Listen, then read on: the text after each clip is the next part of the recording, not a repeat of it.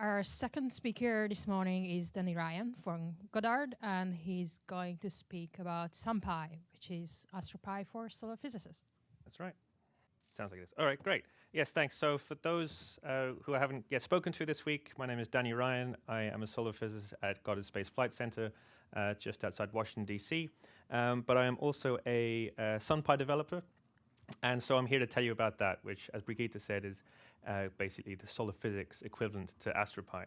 And I'd like to thank Adrian for his talk, because a lot of the way that we work is sort of very similar or modeled on the way that AstroPy works, so using GitHub and Travis and issue trackers and so on. So since that introduction's already been given, I won't bother going into it again. I'm also here not just for myself, obviously. I'm talking on behalf of the SunPy board and the SunPy development team as a whole. And if you want to learn more, you can go to sunpy.org to see docs and various other resources, and the code base itself is here at GitHub sunpy/sunpy. So before I talk about SunPy itself, I think it's important to give some context about the state of software in solar physics to try and understand the opportunities that SunPy provides and also the challenges it faces. So the current software paradigm in solar physics is something called solar software, more commonly referred to as either SolarSoft or SSW. And this is a set of integrated libraries, databases, and system utilities that provide a common programming and data analysis environment. It's basically like a walled garden. Anything you need for solar physics, it's in SSW. So over the last 2+ decades, more than 2 decades, SSW has become the dominant software distribution in solar physics and has led to this huge batch of legacy code. In fact, if you look at just the gen tree, which sort of you can see highlighted here, more common parlance we might be used to would be sort of SSW core. Just gen itself is on the order of 300,000 lines of code. And if you take SSW as a whole, it's over 4 million lines of code. Which is quite a lot. I think if you want to download all of SSW, it's what, 16 gigs or something like that, with many gigs. So it's a lot to try and sort of muscle in on. So SSW is officially, well, it is sort of language atypical, but in practice, about 90% of it is written in IDL. So in practice, it's very much linked to its platform. It's often actually referred to as SSW IDL. Here you can see how it's typically organized. You've got this overarching umbrella that is SSW, that's just everything. You've got the gen tree here, which is sort of most of the general tools. You've got some stuff for like a site tree as well. And then you've got all these sort of mission trees. And this sort of reflects the way that solar physics software has been funded in the past, by which software may or may not exist. When a mission is awarded, they're given money to develop custom or specific software for that mission. And fortunately, they have then, instead of keeping that to themselves, they have made that publicly available through SSW. So you see the Soho tree with,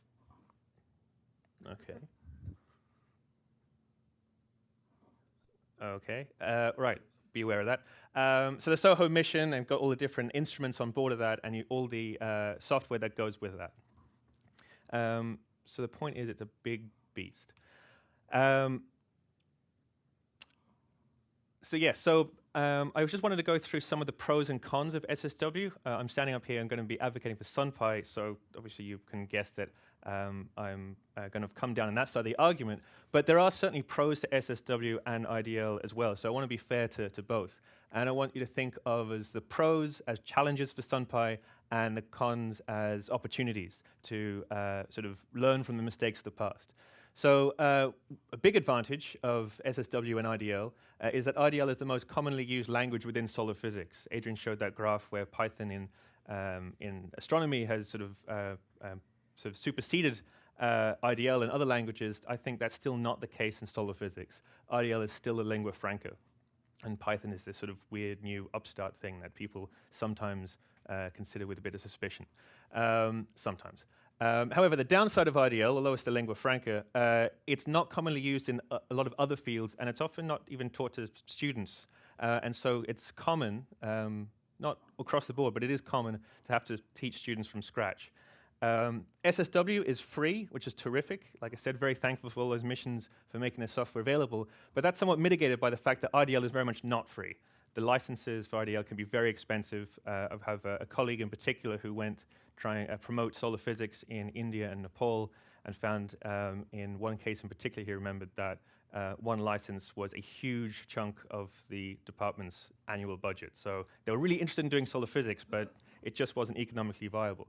Something I've already alluded to is SSW gives access to over 2 decades of legacy code. Obviously, that's a really great strength, but the development of that has not been coordinated or organized. So if you go through SSW, you'll find nearly 1,900 cases of file conflicts, by which I mean files with the same name. And of those, over 700, the code actually does slightly different things, which is really not ideal. And the way that your system decides which one of those to pick is a completely customizable RDL or SSW path. So unless you're using exactly the same machine, there's no guarantee you're actually using the same files or doing the same things. Very, very messy. Linked to that is the fact that SolarSoft is not version controlled. So it's impossible to pretty much impossible to go back to a historic state, and this has impacts for science reproducibility. Here's just an example of what I mean. This is basically the version control that exists, a doc string with some comment saying, in 1995, I changed this. And over here, we see an example of a lack of coordinated development. Here we have 3 functions with different names that ostensibly do roughly the same thing, convert from helioprojective to heliographic coordinates. And you'll see that they give slightly different answers. Depending on the length scales you're interested in, that might not matter, but it might if you're looking at fine scales. And this here is just an example of how we typically cite how we do our analysis. And the point to take away here is that these authors say that helioprojective coordinates were converted to heliographic coordinates using the WCS programs available in the standard solar data analysis software, SSW. No indication of what functions were used. So it's incredibly hard to be reproducible, your science to be reproduced. Also, the documentation is not standardized and discoverable. So a lot of people, including myself, tend to waste time by just coding stuff again from scratch, because often it's quicker and easier to just start from scratch than to just find stuff that already exists, which is not ideal. Again, going back to a positive, don't want to be all bashing, that one great advantage for SSW is that you can pitch cost savings when you're proposing an effort, particularly a mission. Instruments typically always cost more than you're really allotted. So you can use SSW to justify minimizing your software development budget and sort of making yourself into the cost cap. The disadvantage of that is because of this walled garden environment, you can't leverage work by other communities very easily. So it's like astronomy, statistics, machine learning. It's notorious there's really not much infrastructure in IDL, certainly SSW, for machine learning. So this walled garden actually cuts us off from those opportunities. And what I think is one of the biggest cons of the SSW ecosystem is that there's no real code testing, and there's no culture of it, and it's often sort of resisted. Some people see it as a waste of time. You're doubling the amount of code you have to write for no additional functionality. I tend to disagree with that. I'm sure most of us do, but that is sort of the case in SSW. So all those pros and cons give you a sense of the scale of the challenges and opportunities, and I think, to me, the cons outweigh the pros, which doesn't mean that there's anything inherently evil or wrong about SSW, but that the paradigm needs reinventing. It's been around a long time. It's due an update. And that's what I think SunPy is trying to do. So the purpose of SunPy is to provide a free, open source, and viable platform for analyzing solar physics data within the scientific Python environment. We have a number of functionality goals. First of all, we only concentrate on the calibrated data. We assume the instrument teams know their instrument far better than we do. So whatever language they wrote their pipelines or calibration software in, we take them at their word. We certainly have no greater expertise than they do. So it's a good jumping off point. It means also we don't have to reproduce all those 4 million lines of code, which are a lot of which is calibration routines. So once we have that starting point, we then want to provide Python tools specific to the analysis of solar data. But more than that, we want to provide a standardized gateway for getting solar data into the scientific Python environment. So we can use AstroPy, SciPy, NumPy, Matplotlib, scikit-learn, all this stuff that can be really, really useful for solar data analysis. We also have some cultural goals, which basically reflect the cons I showed you before. For example, coordinating our development so we don't waste time and avoid file conflicts. We want to provide code testing and code review. We want to leverage, as I said, these other packages out there so we can tap into a much broader community of software development and beyond even astrophysics. We want to do version control for science reproducibility, but also, if we make a mistake, we want to be able to easily go back and undo that. And we want to make our documentation standardized and discoverable, so people like me during my PhD don't start just coding everything from scratch worse than it's already been done. So where is SunPy now?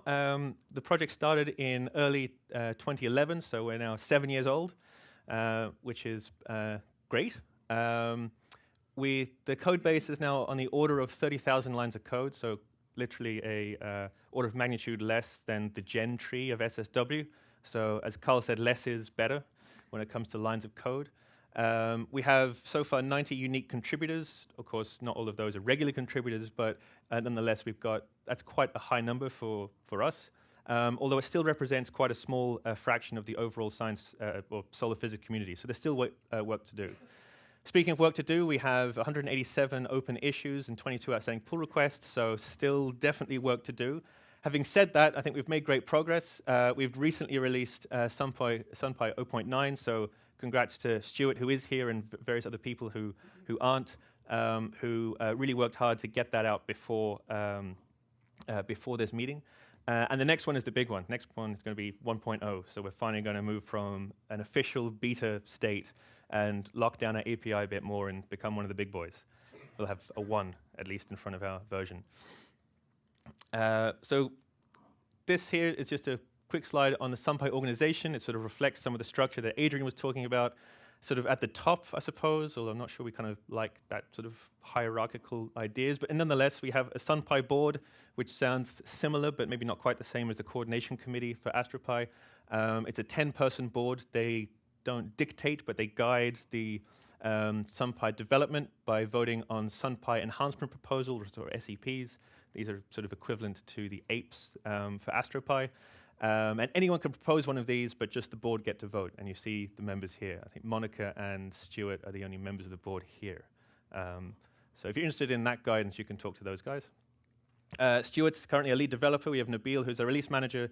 And then, of course, we have some maintainers who have write access to the repo, developers who contribute, and users who give us the justification for this whole effort in the first place. And so this kind of represents the sort of the SunPy community. And of course, we're always welcoming to have more people contribute and or just use this resource.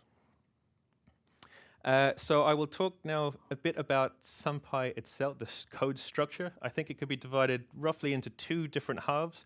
We're on the left here. We have infrastructure that's dealing with the locating and downloading of data. We have lots of different types of data from lots of different sources, instruments, websites, and so on. There are a number of different clients that you can find all those on. And so to make everything easy, SunPy has provided Fido, which is this unified API for locating either remotely or Fido you can't use. So the database is for dealing with local files, and Fido is for finding stuff online.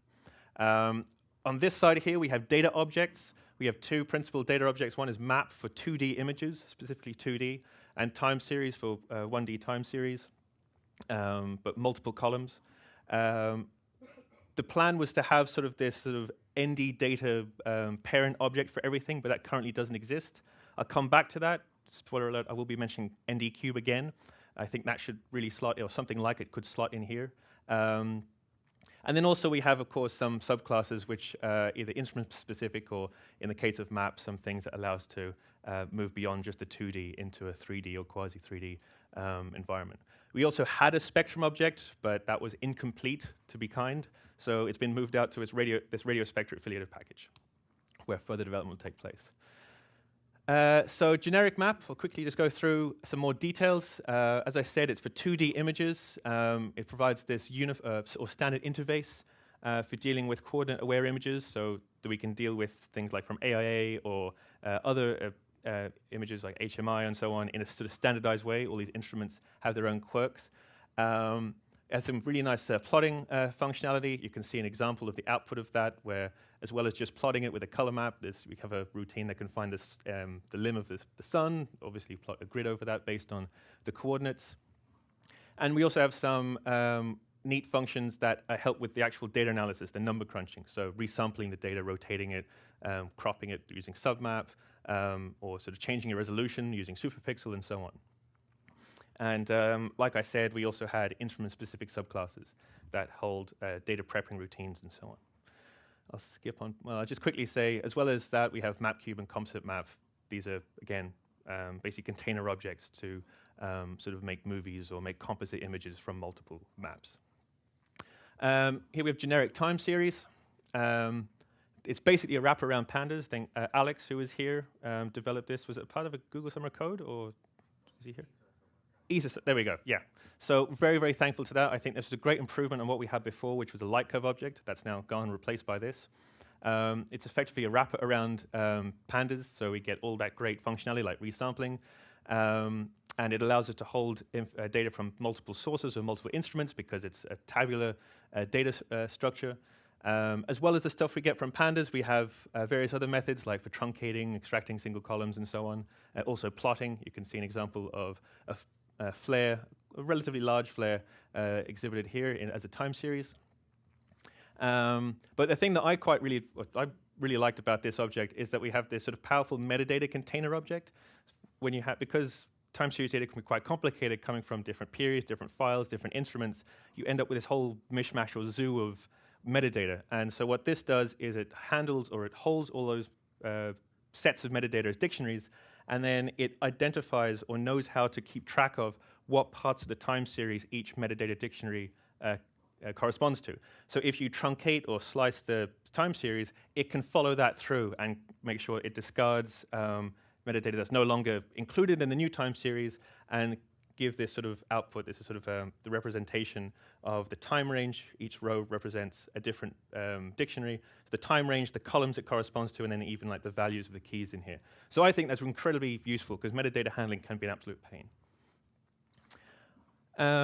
We have, as well as those data objects, we have some utilities. We've got solar constants using AstroPy units. We've got the database we mentioned before for handling, storing, searching local files. We have an interface for solar event information. It's called the HEC, the Heliophysics Event Knowledge Base, I think. It's a way of finding what events were observed by what instruments, so it's very, very useful for trying to do your analysis.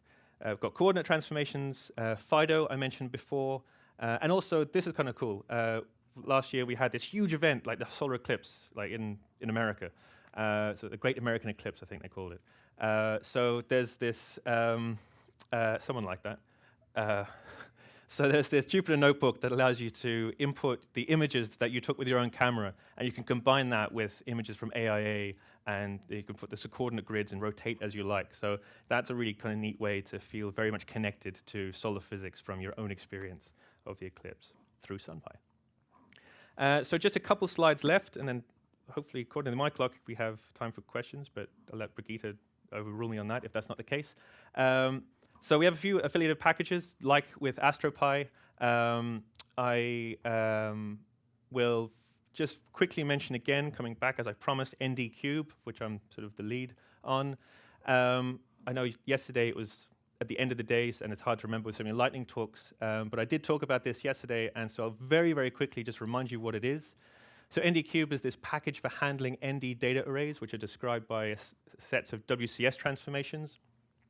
It provides a couple of different objects. One is NDCube capitalized, which is for handling single arrays and a single set of WCS objects, and NDCube sequence, which is for handling multiple arrays, each described by its own WCS object. But it allows you to do this and treat the whole thing as though it's a single cube. So NDCube here inherits from AstroPy ND data, but crucially provides this unified slicing API. So AstroPy ND data gives you not only data, but uncertainty, mask, metadata, WCS transformations, data unit, and so on. So if you want to manipulate that all as one whole object, you can't really do that currently with ND data. That's what NDCube really, I think, is the most powerful thing it does. But it does a number of other things, like provides visualization. It allows you to add extra coordinates to your WCS, that are not in your WCS.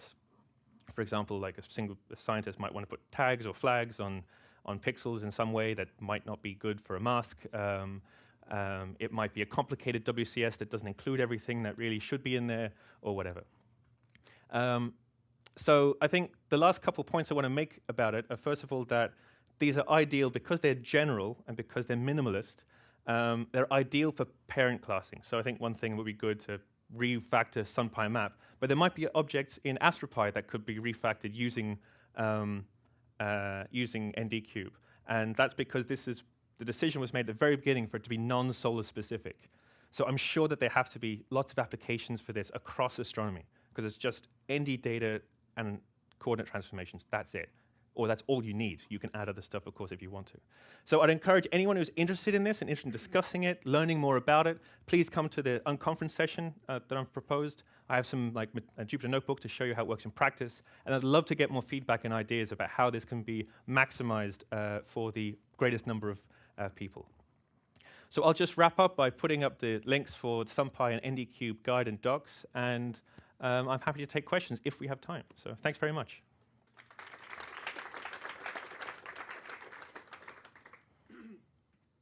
Well, we have plenty of time, so please ask questions.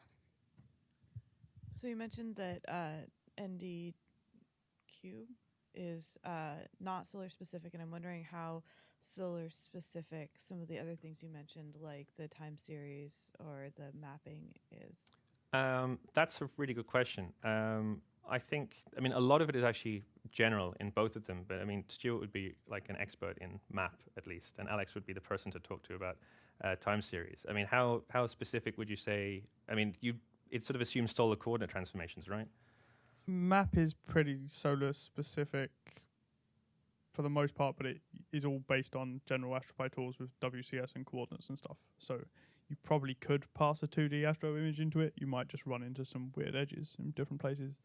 Generic time series is not very solar specific at all. We just... Yeah, but like we want to incorporate some of the stuff we've done in time series into like APE9 for AstroPy and move it up in where it's appropriate, because it doesn't really fit with the way that AstroPy has done stuff. It just kind of scratches what we needed to make it do. So part of the reasoning for coming up with APE9, which is the AstroPy time series object, is because for Stingray we really wanted to have a time series or light curve type object without importing the entirety of SunPy to just use the generic time series thing. So we want to take the functionality from that, make it a bit more broad and general, and then anyone can use it because it's part of AstroPy. So I think that is very general for anybody who does time domain anything. And I think philosophically, you know, time series is not a specific solar. No, and it should be part of the. So I mean, in my mind, it should be part of the core functionality. Yeah, I mean, the higher up, you know, the tree you get, the easier it is for everyone to use. Exactly. So I think AstroPy is that step up in that usability hierarchy. So that would be great.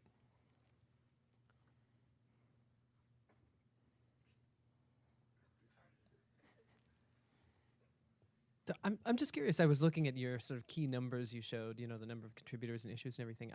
You know, it didn't occur to me until now, but SunPy and AstroPy started on almost the same time, and yet all the numbers of pull requests, issues, and all that stuff are somewhat different. But they all seem, going back to Adrian's point about I love power laws, they all seem to be like scale free, right? So I'm wondering, do you have any idea whether this just scales with the size of the scientific community? Is that really what this is? I suppose I haven't looked into the data to really give an answer, so I can sort of nonsense an answer, but I'll try not to do that. I think I don't really fully understand the culture within sort of the other astronomical communities, but I think I know that I think SSW has been so rooted and is so ingrained in how people do their work. I think that there's been a lot of resistance, not all sort of active resistance, but a lot of sort of maybe unconscious or passive resistance. So I think we've faced an uphill battle in trying to convince people. I think now we've got to the point where we initially were like, this is a waste of effort, to SunPy or the SolarSoft just works. Yeah, you can't version control, but all you got to do is update, and why would you want an old version? The new version's de facto, surely, presumably, I assume, better. Whereas now we've got to a stage where people say, oh yeah, that Python SunPy thing, that's like the future, but I don't have time to do it. So we've moved from, people disregarding it to people saying, oh yeah, that's something that really should be done. I think we're still working in trying to, I think people still think, oh, SunPy, that's SSW. So anything I do, I should put everything into SunPy because of that model. So we're still battling that cultural paradigm. I don't know if there have been similar challenges in other fields of astronomy, but I think that's something that's definitely slowed us up. Plus just resources. And as you said, the size of the community is smaller. So yeah, I can't tell you about scale-free. Don't have the data, but yeah.